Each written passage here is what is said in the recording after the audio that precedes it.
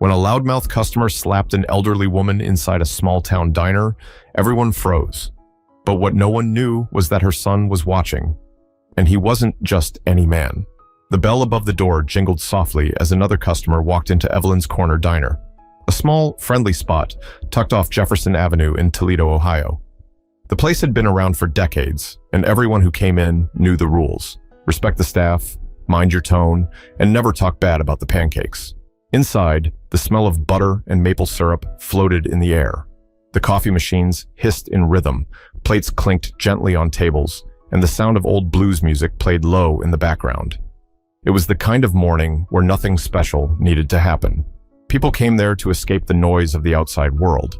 Clara Jennings, 72 years old, sat at her usual booth near the window, the one with the view of the corner streetlight and the little park across the road. She wore a light gray cardigan and her favorite pearl earrings, the ones her late husband had given her on their 25th anniversary. Every Tuesday morning, without fail, she came here for two things: the pancakes and the peace. The waitress, a young woman named Tina, stopped by with her order: scrambled eggs, buttered pancakes, and black coffee. "Morning, Miss Clara," she said, smiling warmly. "Morning, sweetheart," Clara replied. "How's that baby boy of yours doing?" "Still keeping me up at night," Tina laughed, rolling her eyes. "But I wouldn't trade him for the world." Clara chuckled. "You'll miss those nights one day." They grow up fast. Too fast. The two women shared a moment of quiet understanding, one from experience, the other still learning what motherhood meant. At the counter, an older man named Harold was reading the newspaper aloud to anyone who would listen. He did it every morning, half to share the news, half to feel like the old days when folks actually talked to each other. "Gas prices going up again," he muttered. "I tell you, they never go down for long." A few regulars groaned in agreement, while the cook behind the counter shouted back, "That's why I drive a bike." The diner laughed. That's what made the place special. It wasn't fancy, but it felt like family. Everyone had their seat, their routine, their story. Clara smiled, turning the page of her newspaper, circling the crossword like she always did.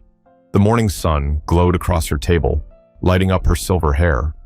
Everything about that moment felt safe, predictable, ordinary.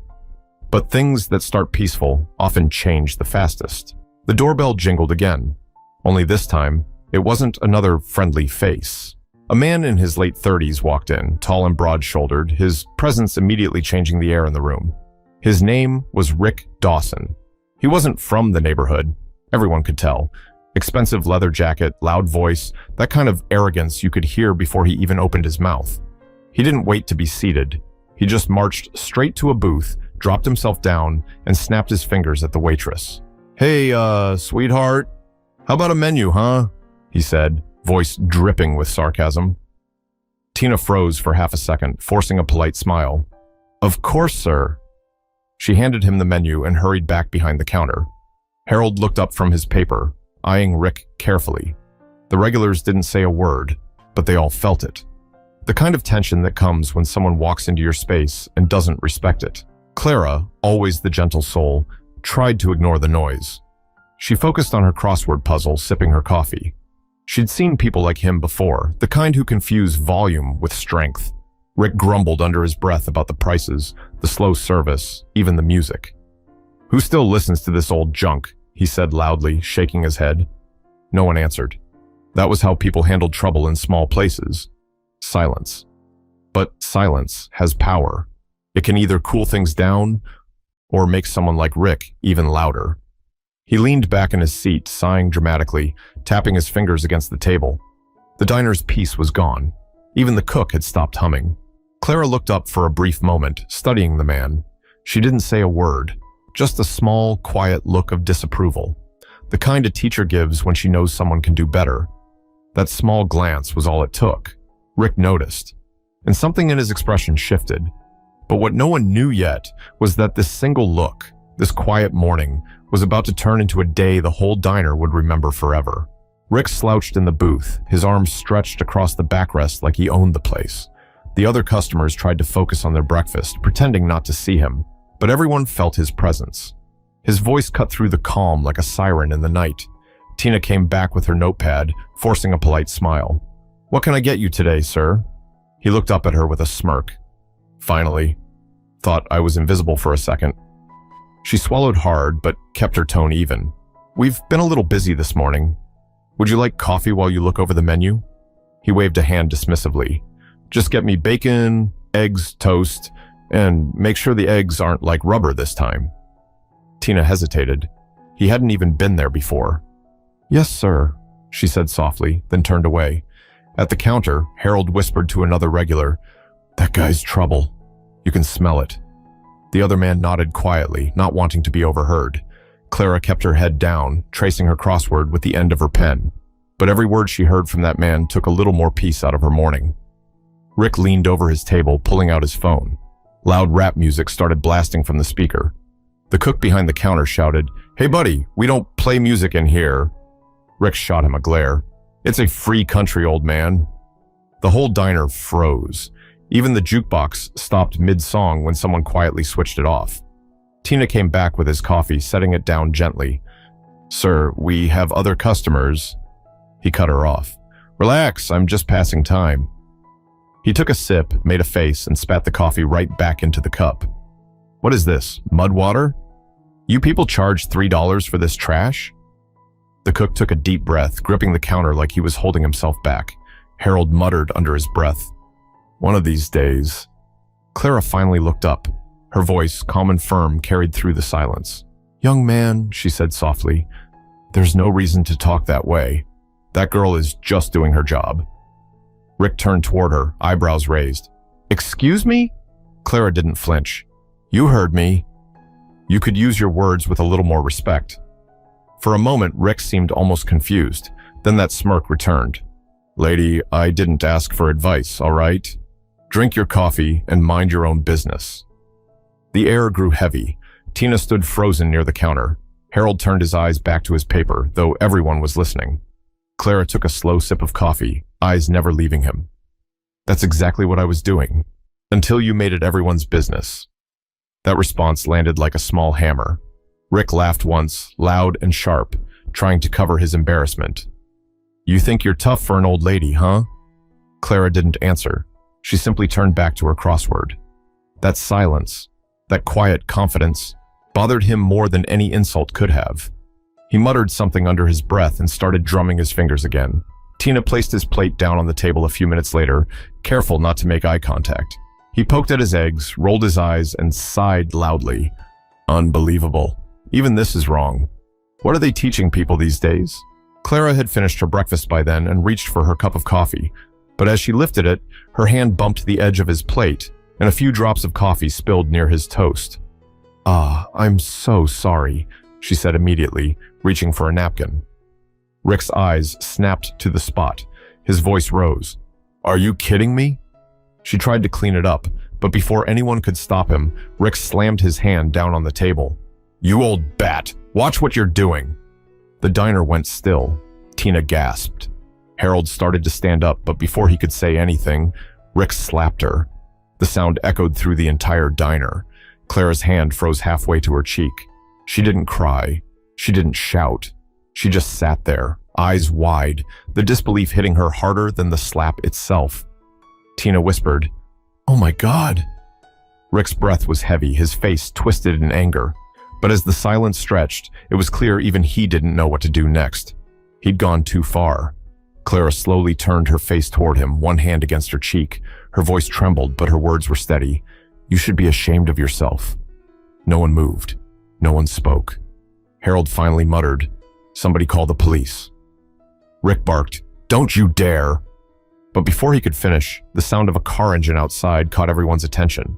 A black SUV pulled up right in front of the diner. The engine cut off, and the door opened. A tall man stepped out. Sharp suit, calm face, steady walk. He wasn't rushing, but his presence drew every eye in the diner. Tina whispered under her breath, Who is that? Clara's lips parted slightly. She knew that walk. It was her son. But what none of them knew yet was that this quiet man carried a name whispered in corners, a name people respected and feared. The black SUV sat outside the diner, engines still ticking from the drive. Its glossy paint reflected the morning light and the stares of everyone inside. For a second, no one said a word. Rick shifted uneasily in his seat, his hands still resting on the table, unsure what to do. Clara's eyes didn't leave the door. Something about the presence of that car brought back a calm that hadn't been there a moment ago. The door opened and a man stepped out. Tall, broad-shouldered, early 40s, wearing a dark gray suit and no tie. His name was Maurice Jennings.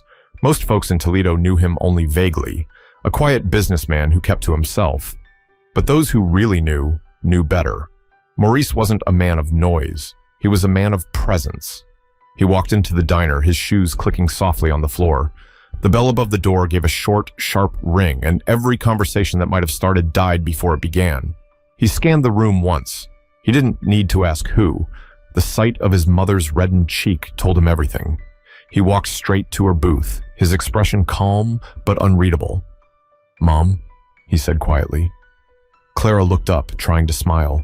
"Morris, I didn't want you to see me like this." He crouched beside her, his hand gently brushing the side of her face, turning it slightly toward the light. "Who did it?" Her voice trembled. "It's nothing. Please, just sit with me. Forget it happened." He didn't look away. "Mom, who did this?" The question wasn't loud, but it cut through the diner like a knife. Rick shifted again, clearing his throat. "Hey, hold on a second." Maurice stood up slowly, turning toward him. "You?" Rick blinked, trying to find his footing. "Look, man, it was an accident. She spilled coffee on me, all right? I didn't mean..." Maurice's gaze stayed locked on him. "You didn't mean to raise your hand?" Rick tried to laugh, but the sound came out thin. "You're overreacting." Tina, from behind the counter, whispered to another waitress. "He's her son. I've seen him before, owns some warehouse business over on Monroe Street." The cook, still standing with his arms crossed, muttered, "That ain't no warehouse business." Maurice stepped closer to Rick's booth, but his tone never changed, calm, controlled. "What's your name?" "Why?" Rick snapped. "Because I'd like to know what kind of man thinks it's okay to hit a 70-year-old woman," Maurice said. The whole diner held its breath. Even the clock on the wall seemed to tick quieter. Rick swallowed hard. "You're making this a bigger deal than it needs to be." "She'll be fine." Maurice tilted his head slightly. "You're right. She'll be fine." He looked around the diner, at Tina, Harold, the other regulars, all frozen in disbelief. Then his eyes came back to Rick. "But you won't be." Rick's jaw tightened, but there was no fight left in his voice. He was trapped, not by force, but by presence. Two men sitting near the back booth stood up quietly. They wore plain clothes, but their posture said everything. They weren't there for breakfast. Maurice didn't even look at them. He didn't have to. His attention stayed on Rick. "You know," Maurice said softly, "my mother spent 35 years teaching kids how to read, how to listen, how to control themselves. If you'd had a teacher like her, maybe we wouldn't be here." Rick's face flushed. "You think you're some kind of hero?" Maurice smiled faintly, but it wasn't the kind of smile you'd want to see. "No, I just think men who hit women shouldn't be comfortable anywhere. Not even in a diner." Harold leaned toward the man beside him, whispering, "He's not yelling." "That's worse." Tina stepped forward cautiously. "Maurice, please. Let's not make this worse." He turned his head slowly toward her, his expression softening. "You're right. Nobody here deserves to see that kind of thing. Call the police. Tell them a man assaulted my mother." Rick stood up abruptly. "Hey, wait, that's not..."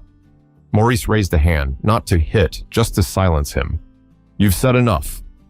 The diner went silent again. Outside, a gust of wind rattled the window slightly, as if even the air was waiting to see what would happen next. Clara's voice, soft and weary, broke the quiet. "Maurice, please, just take me home." He nodded gently and helped her up, keeping his arm steady around her shoulders. His voice lowered, calm again. "You deserve better than this place right now." She hesitated, looking around at the faces watching. "They don't deserve to see this either," she said quietly. Maurice gave a small nod. "You're right, Mom." He looked at Rick one last time, and for a brief second, the mask slipped. Not into anger, but something colder. "Don't move." He turned toward Tina, Police are on their way, right? She nodded shakily. Yes, sir. He gave her a short nod and led his mother toward the door. The bell rang again as they stepped out, the diner filled with the low rumble of conversation starting back up, uncertain and hushed. Rick slumped into his seat, sweat beading on his forehead. Everyone was still looking at him, not in fear, but in disappointment. He muttered, "You all saw it." She bumped into me. I didn't. But no one wanted to hear him anymore. And outside, as the SUV door closed, Maurice made a quiet call, one that would make sure respect found its way back to the diner before the day was done. When Maurice walked back into Evelyn's corner diner 10 minutes later, the room was already on edge. The police hadn't arrived yet, and Rick was pacing by the window, muttering to himself. Every time the door creaked, he flinched. Maurice pushed the door open calmly. The bell jingled. That same sound, now sharp as a blade. Every eye in the diner turned toward him. He didn't rush, didn't raise his voice. He simply walked back to the same spot, the same booth where his mother had sat just minutes before. He placed both hands on the table, looked at Rick and said, "Sit down." Rick froze. "Man, I told you, it was an accident." Maurice didn't move an inch. "Sit down." Rick hesitated for a second, then sat. His voice cracked slightly. "I said I was sorry." Maurice leaned forward, elbows resting on the table. "No, you didn't." "You said it was an accident." That's not the same thing. Rick opened his mouth, but no sound came out. Maurice continued calm as ever. "You know what's funny? My mother raised me on rules. Not fancy rules, just simple ones. Don't steal, tell the truth, and never, ever disrespect people who've lived long enough to teach you something." Rick stared at him, trying to look defiant, but his eyes kept dropping to the table. Maurice tilted his head slightly. "Tell me, Rick, where were your rules when you hit her?" Rick stammered, I lost my temper, all right? She spilled coffee on me. Maurice's expression didn't change. "You think coffee burns worse than shame?" The question landed heavy. The room went still again. Even the clock on the wall seemed to stop ticking. At the counter, Harold whispered to Tina, "He's handling this better than I expected." Tina whispered back, "He doesn't need to yell." "That's what makes it worse." Maurice sat back slightly, hands folded, almost casual. "You know what happens when you forget respect, Rick?" Rick didn't answer. Maurice leaned in. "You lose it from everyone else. That's the tax for being careless with people." He turned to the rest of the diner, scanning the faces that had been frozen for the last 20 minutes. "How many of you have seen something like this before? Someone gets loud, mean, because they think they can, and the rest of us just sit there hoping it stops?" A few heads nodded quietly. Harold looked down at his paper, guilt flickering across his face. Maurice nodded slowly. "That's how it grows. Disrespect isn't born loud. It starts small, but it spreads when nobody says a thing." He turned back to Rick. "You embarrassed a woman old enough to be your mother. You made strangers watch it happen. And you think the word sorry fixes that?" Rick swallowed hard. "What do you want me to do, huh?" Maurice's voice softened, not with mercy, but clarity. "I want you to understand something you clearly missed growing up." He leaned closer. "Respect doesn't make you weak. It keeps you from being small." Rick's mouth trembled slightly, but he didn't respond. His bravado had collapsed. Maurice looked toward the manager. "The police?" The manager nodded. "On their way." "Should be here any minute." Maurice nodded once. "Good." He stood slowly, buttoning his jacket. "You'll have time to think before they get here. Use it wisely." He started to walk toward the door, but paused. "And Rick?" Rick looked up nervously. "Yeah? Apologize to my mother when you see her again. But don't do it for her. Do it because one day, someone might have to forgive you for something worse." Rick looked down, unable to meet his eyes. Maurice walked out, the bell above the door giving that same quiet ring. The sound of order being restored. Tina finally let out a shaky breath she hadn't realized she was holding. "I thought he was going to snap," she whispered. Harold shook his head slowly. "Nah, that man doesn't need to snap. He just makes the world stand still until it listens." Outside, Maurice stood beside his SUV, looking through the diner's glass window for a moment. He saw Rick, hunched at the table, small and quiet now, no longer the loud man who'd walked in earlier. He took a deep breath, exhaled, and looked up at the sky. "Mom raised me right," he said under his breath, before getting into the car. But as he drove away, he couldn't shake one thought, that it shouldn't take someone like him for people to remember how to treat others right. When the door closed behind Maurice, the diner stayed quiet for a long moment. No one wanted to move first. The air was thick, not with tension this time, but with reflection. Rick sat in the same booth, his hands clasped together, his eyes on the floor. The man who'd walked in like a storm was now completely still. Tina approached carefully, still shaken. She placed a glass of water in front of him. "You should drink something." He didn't answer, just stared at the table, the untouched plate, the coffee cup he'd complained about earlier. The once loud, cocky voice was gone. Clara stepped back into the diner a few minutes later, her son having driven her around the block and back. She'd insisted, not out of pride, but because she wanted to leave things right. The bell chimed softly as she walked in, holding her small purse close. Every person in the diner turned toward her, not out of pity, but respect. She walked slowly, her steps measured, eyes steady. The mark on her cheek was faint now, but visible. It didn't define her. Her calm did. Rick looked up when he heard her footsteps. His throat went dry. "Ma'am, Clara stopped by his booth.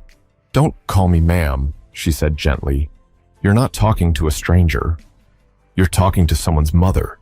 Rick blinked, guilt flooding his face. "I didn't mean to." She held up a hand. "You did. And you'll carry that with you. But maybe that's not the worst thing." He frowned slightly, confused. Clara pulled out the seat across from him and sat down. The whole diner watched, silent. Even Tina leaned against the counter, her eyes wide. Clara folded her hands on the table. "I taught school for 35 years. Kids who came from broken homes, rough neighborhoods, places where respect was something they had to learn the hard way." Rick said nothing. She continued. "Some of them learned. Some didn't. The ones who didn't, they always thought the world owed them patience for their anger. But it doesn't. The world remembers the harm you cause long after you forget it." Her voice was calm, but it carried power. The kind of power that doesn't need to be proven. It's just there. Rick looked down, his fingers tapping nervously on the table. "I don't know what you want me to say." Clara took a slow breath. "I don't need you to say anything. I just want you to remember this feeling, that quiet, that shame. It's what happens when people finally see themselves clearly." He swallowed hard. "I'm sorry." She studied him for a long moment, searching his face. Then she gave a small nod. "Good. That's a start." The manager, standing near the back, spoke softly. "Police are on their way, Miss Jennings." "You sure you don't want to leave?" Clara shook her head. "No, I've spent my life teaching lessons. I can stay long enough for one more." She turned back to Rick. "You see, young man, anger is a strange thing. It tricks you into thinking you're powerful, but real power, that's control. That's knowing when to sit still, when to walk away." Rick's eyes glistened slightly, though he tried to hide it. Clara leaned closer. "The next time you feel that anger building, I hope you hear my voice. Not to scold you, but to remind you. You're better than the worst moment you've had, but only if you decide to be tot." The room was silent, except for the faint hum of the ceiling fan. Tina wiped a tear from the corner of her eye. Harold just nodded to himself, whispering, "That's a real teacher right there." Rick took a deep breath. I don't deserve your forgiveness." Clara looked at him kindly. "Forgiveness isn't about deserving. It's about not letting bitterness stay in your heart, mine or yours." For a brief second, Rick met her eyes. And in that look, something changed. The arrogance that had followed him in that morning was gone. What replaced it wasn't pride or fear, it was the beginning of understanding. Clara stood, adjusting her cardigan. "You'll have time to think about this. Make it mean something." As she turned to leave, the police car lights flashed through the window, blue and red reflections sliding across the diner walls. The officers entered quietly, speaking to the manager first. Rick didn't resist. He just stood up, placed his hands on the table and said, "I'll go." Before he walked out, he looked at Clara one more time. "Thank you," he said quietly. She didn't respond, just gave a faint nod. Sometimes silence speaks louder than any words. The door closed behind them. The diner exhaled as though it had been holding its breath all morning. Tina came over and hugged Clara gently. "You didn't have to come back," she said. Clara smiled softly. "I did. I needed him to hear something before life taught it to him the hard way." Harold, from his seat, said with a small grin, "Remind me never to argue with you, Miss Jennings." She chuckled lightly, picking up her purse. "You wouldn't last a minute." The room erupted in quiet laughter. Not the loud kind, but the healing kind. But as the laughter faded, Clara looked out the window where the police car drove away and whispered to herself, "Respect. That's the one lesson we never stop needing to learn." Outside Evelyn's corner diner, the air was still. The morning rush had turned into late morning quiet. The streets that once buzzed with traffic now felt peaceful again, as if nothing had happened. But inside Maurice, something hadn't settled yet. He leaned against the SUV, hands in his pockets, watching through the diner window as the officers led Rick away. His jaw wasn't clenched, but his eyes said everything. Anger mixed with disappointment, not at what happened, but at the world that allowed it. The door opened and Clara stepped out. The soft ring of the bell behind her was the only sound between them. Maurice straightened immediately. "You okay, Mom?" She gave a tired smile. "I've been through worse, son. Don't you worry about me." He looked at her cheek again, the faint redness that still lingered. "You shouldn't have to go through worse. Not at your age, not anywhere." Clara walked closer, her cane tapping softly on the pavement. "Maurice, you can't protect me from everything. That's not your job." He sighed, looking down. "It's my job to try." For a moment, neither spoke. Cars passed in the distance. The scent of bacon still hung faintly in the air. Clara looked up at her son, her proud, quiet son who had seen more than most people could handle. "You know," she said, "when you were a boy, you used to come home with scraped knees from those kids down the block. You never told me who did it. You'd just say, 'It's fine, Mom.' They learned." Maurice smiled faintly. "Guess I haven't changed much." She chuckled softly. "You haven't. But life isn't always about teaching lessons. Sometimes it's about showing restraint, letting others learn their own way." He turned to face her fully. "You really think he learned anything?" She nodded slowly. "Yes.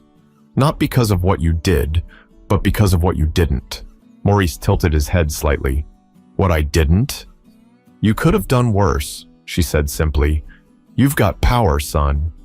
The kind that doesn't need fists or guns. The kind that lives in your silence." And that man felt it. But what he'll remember most is that you chose to walk away. Her words sank in deep. Maurice had spent years building his name on control, on quiet power. But hearing it from her, it felt different. It wasn't about reputation anymore. It was about legacy. He exhaled slowly. "You know, Mom, people respect you because you're kind. They respect me because they're scared." Clara reached out and placed a hand on his arm. "Then maybe it's time they see that kindness and strength aren't opposites. You can be both." He looked at her hand, then at her face. That same look she used to give him when he was a boy caught doing something wrong. "You sound like Dad," he said, half smiling. "Your father believed in balance," she said softly. He used to say, "The loudest man in the room usually has the least to say." You've learned that lesson well. But don't forget, silence has its place too. It can heal, or it can harden. Maurice looked toward the diner again. "You think people in there will ever look at me the same way?" "They'll look at you the way they always should have," she said, "like a man who knows right from wrong, and chose right." He took a deep breath and nodded. "Maybe that's enough." She smiled gently. "It always has been." They stood there for a moment, the quiet between them finally comfortable again. Then Clara touched his sleeve lightly. "Take me home. I think I've taught enough lessons for one morning." Maurice opened the passenger door for her, steadying her as she climbed in. Before getting behind the wheel, he looked back at the diner. Inside, Tina and Harold were cleaning up the tables, moving slowly, still processing what they'd witnessed. He thought about how small moments, a slap, a word, a reaction, could ripple through an entire room. As he started the car, Clara spoke softly. "You did good today." Maurice glanced at her. "Didn't feel like it." "Good doesn't always feel good," she said. "Sometimes it just feels necessary." He gave a quiet nod, eyes fixed on the road ahead. They drove in silence for a few minutes, the city rolling by. The morning light shimmered through the windshield, washing away the harshness of earlier hours. After a while, Clara spoke again. "Morris?" "Yeah, Mom?" "Promise me something." "Anything." She looked out the window. "Promise me you'll never let anger decide for you. Not even when you're right." He hesitated, then nodded slowly. "I promise." And for the first time that morning, a small peace returned to both of them. But peace doesn't last forever. It waits. And sometimes, it waits just long enough to remind you of what really matters when the world tests your patience again. Inside Evelyn's Corner Diner, time seemed to move differently after Clara and Maurice left. The air felt heavier, not uncomfortable, just thoughtful. The kind of quiet that settles after something important happens. Tina wiped down the counter, her hands moving slow. She kept glancing at the door, as if expecting Clara to walk back in again. Harold folded his newspaper neatly, something he never did, and said, "You know, I've been coming here for 20 years. I've seen people argue about everything, politics, baseball, who makes the best pie. But I've never seen a man like that come in here and not cause trouble." The younger man sitting next to him, Jamal, one of the local mechanics, nodded. He didn't even raise his voice. That's what got me. Just stood there, calm as anything, and you could feel the whole place freeze. Tina sighed softly. "I thought he was going to hit that man." "Honestly, I was scared," Harold chuckled dryly. "No, he didn't need to. Some people have a way of reminding you how small you really are, without ever laying a hand." The cook, wiping his hands on a towel, joined in. "Yeah, but that old lady, though, Miss Jennings, she's tougher than anyone I've seen. She came back in here just to talk to that guy." Tina smiled faintly. "She taught half this neighborhood. I heard she even tutored kids who couldn't afford school help. Always said, every child can change if someone believes they can." The manager, who had been silent all morning, finally spoke. "She didn't just talk to him. She forgave him. That's something I couldn't have done." The group fell quiet again. Jamal leaned on his elbows. "You think he meant it? The apology?" Harold nodded slowly. "I think he did." You could see it on his face. That look a man gets when he realizes the world doesn't spin around him. Tina exhaled, staring down at her rag. "You know what got me? The way she said, 'You're talking to someone's mother.' That hit different. Made me think about mine." She glanced out the window. "Made me think about how I talk to people too." The cook shook his head. "Ain't it something? How one moment can change how you see everything." Harold smiled. "Yeah, that's life though. Most of the lessons worth learning don't come from books. They come from mistakes." The bell over the door rang softly. Everyone looked up. It wasn't Clara or Maurice this time, just a delivery man bringing in a box of supplies. He looked around at the quiet faces and asked, "Rough morning?" Tina gave a tired smile. "You could say that." The man shrugged. "Happens to the best of us."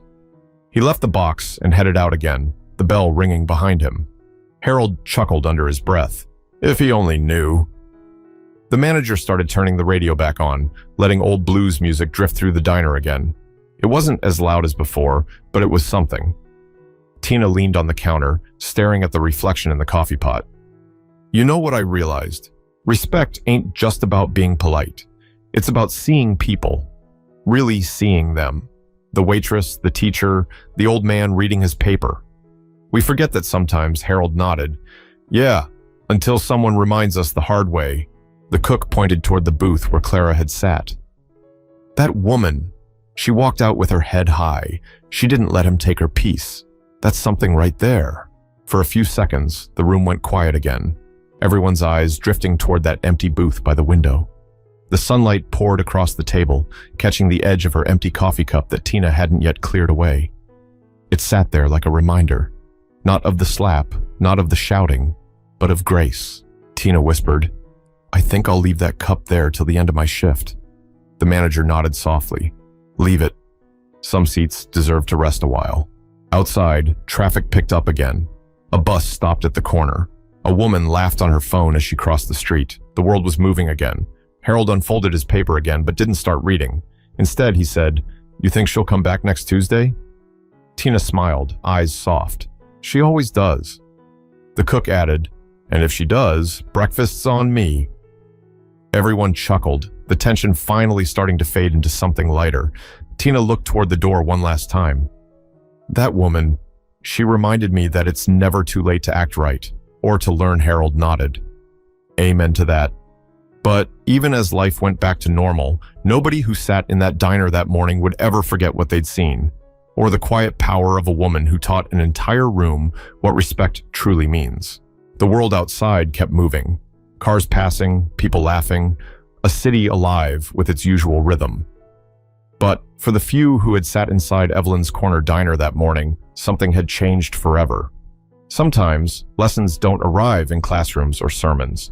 Sometimes, they show up in the middle of breakfast, in the form of a mistake that forces everyone to stop and look at themselves. That morning had started like any other. Coffee, pancakes, small talk, until one man's pride turned into cruelty. But what followed was something far more powerful than revenge. It was accountability. Maurice could have handled things differently. He had the kind of power that made people nervous. But he chose control. He chose restraint. And in that silence, he showed what real strength looks like. Not the kind that comes from fear, but the kind that comes from character. And Clara, she didn't let humiliation define her. She walked back into that diner not to shame, but to teach. Her grace spoke louder than any slap ever could. In a world where anger travels faster than thought, her patience was its own kind of rebellion. People like her remind us of something we forget too often. Respect isn't a gift. It's a choice. You don't have to like everyone you meet. You don't have to agree with every stranger or every word they say. But there's a line, a thin one, that separates decency from destruction. And once you cross it, you can't control what happens next. Clara didn't just defend herself that morning, she defended something bigger. The idea that dignity doesn't depend on how people treat you. It depends on how you choose to respond. And the truth is, we've all been Rick at some point. Maybe not with our hands, but with our words. Maybe in traffic, or at work, or with someone who didn't deserve our anger. We've all let pride speak for us once or twice, but here's the difference between those who grow and those who don't. The ones who grow learn to see the mirror in moments like these. They learn to listen to the part of themselves that whispers, "You could have done better," because that whisper, if you let it, becomes your teacher. When the police drove off that day, and the diner went back to the sound of dishes clinking and quiet conversation, something stayed behind. It wasn't fear, it wasn't gossip, it was respect. Earned, not demanded, and it came from one woman who refused to let her pain turn into poison. Clara Jennings may never know how many people she changed that morning. She didn't need to. Her kind of influence doesn't live in headlines. It lives in the small corners of people's hearts, where they carry her lesson forward without even realizing it. The next time someone spoke harshly to Tina, she thought twice before reacting with anger. The next time Harold heard someone being rude, he spoke up instead of staying quiet. And even Rick, long after his name left the diner's memory, remembered that moment every time his temper started to rise. That's what real change looks like. Not in speeches, but in choices.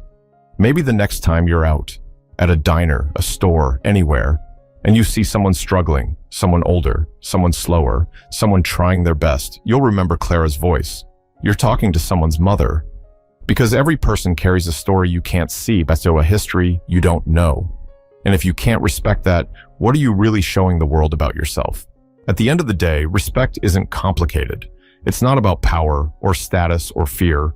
It's about remembering that the people around you are human, fragile, flawed, trying, and deserving of kindness, even on their worst days. Clara taught that lesson not with a speech, but with silence. And Maurice, her son, reminded us that real authority doesn't need to roar to be heard. It only needs to stand firm when it matters most. The world could use more of both. So the next time life tests your patience, take a breath, lower your voice, lead with dignity. You might be surprised how far that one act of control can go. And if this story moved you even a little, don't just keep it to yourself. Share it. Talk about it. Let it remind someone else that respect is the one thing we can give freely, and the one thing we should never take for granted. Because in the end, it's not about who's stronger. It's about who chooses to stay kind when strength is easy.